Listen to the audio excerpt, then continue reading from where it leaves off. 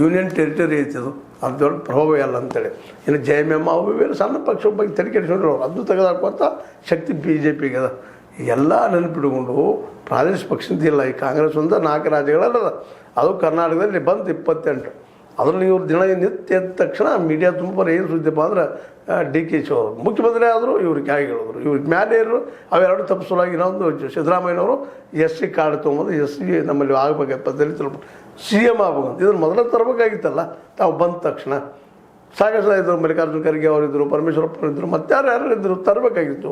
ಈಗ ಯಾಕೆ ಅಂತ ಜನ ಕೇಳ್ತಾ ಇದ್ದಾರೆ. ಇವನ್ DK ಶಿವಕುಮಾರ್ ಸಹಿತ ಅದನ್ನೇ ಕೇಳ್ತಾ ಇರ್ತಾರೆ.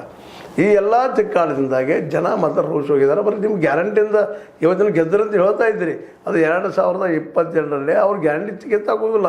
ಇನ್ನೊಂದು 4 ಗ್ಯಾರಂಟಿ ಜೋಡಿಸ್ತಾರೆ, ಜೋಡಿಸ್ತಾರೆ ಕೊಡ್ತೀವಿ ಅಂತ ಹೇಳ್ತಾರೆ. ಅದರಂತೆ ಅವ್ರ ಮಾಹಿರಿದ್ದಾರೆ. ಮಾತಿನೊಳಗೆ RSS ಅವರಷ್ಟ BJPಗರಷ್ಟ ನಿಮ್ಗೆ ಯಾರಿಗೂ ಮಾತಾಡ್ಲಿಕ್ಕೆ ಸಾಧ್ಯ ಇಲ್ಲ. ಈವನ್ ರಾಹುಲ್ ಗಾಂಧಿಯವ್ರಿಗೆ ಅಂತ ಮಾತಿನ ಮಲ್ಲರಲ್ಲ ಅವರು, ಇವ್ರು ಮಾತಿನ ಮಲ್ಲರಿದ್ದಾರೆ. ಮತ್ತು ದೊಡ್ಡ ಸಂಘಟನೆ ಅದ.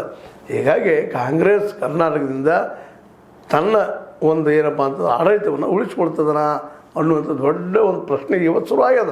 ಇವತ್ತು ನೀವು ಗೆದ್ದಿದ್ದೀರಿ, ಗ್ಯಾರಂಟಿಯಿಂದ ಆಯಿತು, ಅದಾಯಿತು, ಇವತ್ತೆಲ್ಲ ಮಾತಾಡ್ತಾ ಇದ್ದೀರಿ.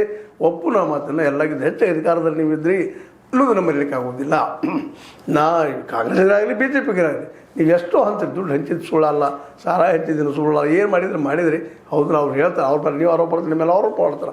2 ದಿನೊಳಗೆ 4 ಸತಿ ಉಳಿದಾವೆ, ಒಪ್ಪು ನಾವು ಮಾತನ್ನು. ಆದ್ರೆ ಇಂಥ ಒಂದೇ ಘಟನೆಯಿಂದ ನೀವು ಗೆಲ್ಲಕ್ಕೆ ಸಾಧ್ಯ ಇಲ್ಲ. ಇದನ್ನು 2024ವರೆಗೂ 2022ರಲ್ಲಿ ಮಾಡ್ತಾರೆ. ಯಾಕಪ್ಪ ಅಂದ್ರೆ ಇವತ್ತು ಈ ದೇಶದ ಅತ್ಯಂತ ಶ್ರೀಮಂತ ಪಕ್ಷ ಯಾವುದಪ್ಪ ಅಂತಂದ್ರೆ BJP ಅಂತ ನಿಮಗೂ ಗೊತ್ತದ, ಎಲ್ಲರಿಗೂ ಗೊತ್ತದ.